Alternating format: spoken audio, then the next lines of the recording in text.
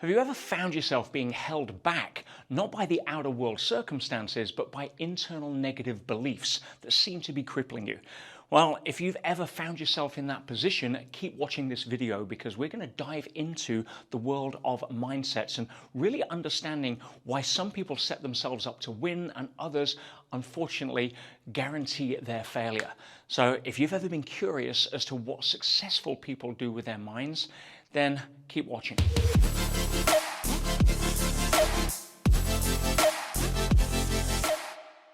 There is a myth in the world that successful people are born with an incredibly successful mindset, and it's just not true.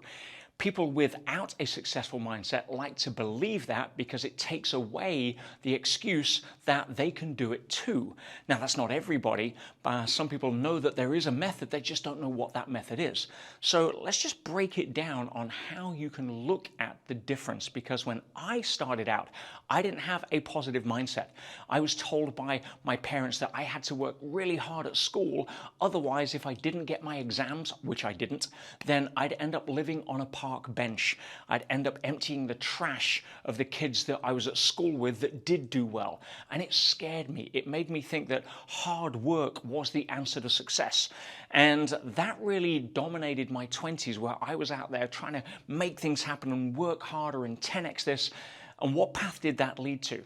It led to more self-doubt. It led to burnout. It led to exhaustion, because my mindset was I have to work harder in order to validate myself. And if that's a mindset that you have, it's gonna be very difficult for you to find success, joy, and fulfillment. Now, it may allow you to get stuff, but we've all seen people that get to the top of Success Mountain and now they want to jump off because they don't like the view. In other words, they sacrifice all of the things they were told to sacrifice, their time, their health, their relationships, everything, to do the work. And then they finally cash out or hit their number, which 99.9% don't, and now they find themselves miserable. So what is the difference? We have three different aspects here.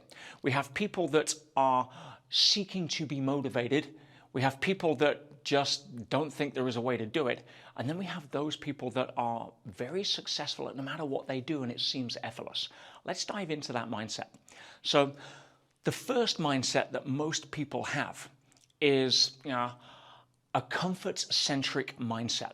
Now, if you have a comfort-centric mindset, you are setting yourself up for failure. Why is that?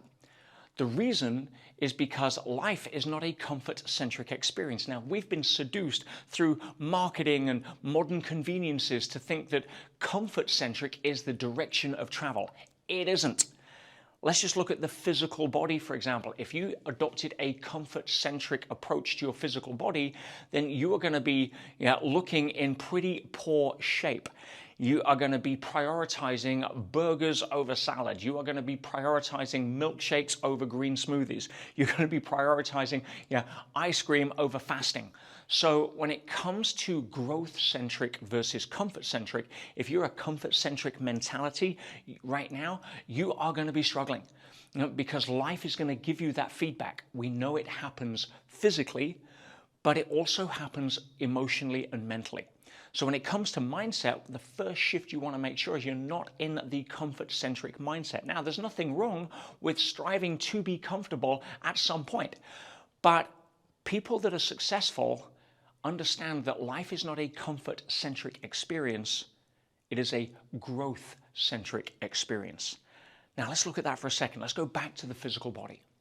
If you have the mindset of an athlete, you know that you're there to hit the gym. You know that your body is going to respond. It has a rule set that is beautiful, that says that if you push it past its comfort zone, it is pre-programmed to return with a better version of itself. Wow! Who thought up that rule? How amazing. I can work with that. Now, here's the thing. If you're in a comfort-centric mindset, you're going to think, oh, well, I don't want the discomfort.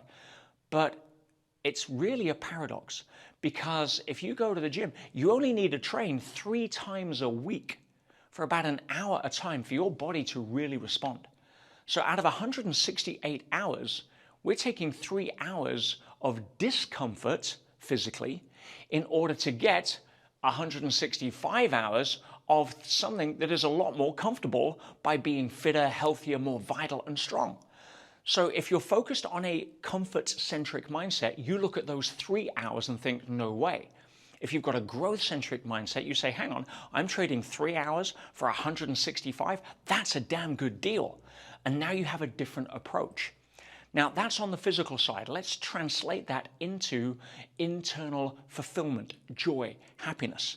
If you have a comfort-centric experience, or if you think life is telling you to be more comfortable, you're going to want to stay in bed. You're not going to want to get up earlier. You're not going to want to put in those extra few hours. You're going to talk yourself out of being able to do what is required to become more successful. Why? Because you're going to prioritize comfort over growth. And it doesn't take a lot for you to simply get up an hour earlier each day, or decide you're going to go to bed an hour earlier each day to make up for that, rather than sit up and browse Netflix or scroll aimlessly through anti-social media.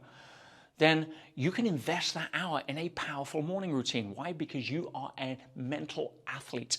You are committed to a growth-centric experience. Yeah, morning routines are powerful because they set you up to win. They set the trajectory for the rest of the day. No one would go to the gym and train without warming up. An opera singer doesn't hit the stage without doing warm-ups on their vocal cords. A sprinter will never enter a race without having muscles that are nice and warm. And if you want to enter your day without having thoroughly prepared your mind, you're going to pull a mental muscle. You're going to strain a mental vocal cord and not perform at your optimum.